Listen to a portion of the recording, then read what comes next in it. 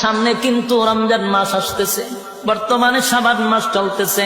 এখন থেকে তওবা করা দরকার।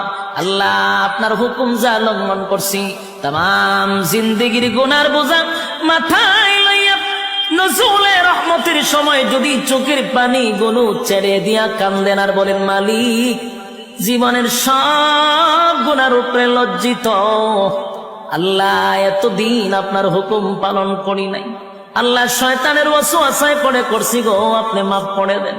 চোখের পানিগুলো ছেড়ে দিয়া যদি আল্লাহর দরবারে আপনি দরখাস্ত করেন, আমার আল্লাহ বলেন, বান্দারে যৌবনকালে যদি একবার ডাক দেস, আমি 70 বার বান্দা তোর ডাকে জবাব দিই।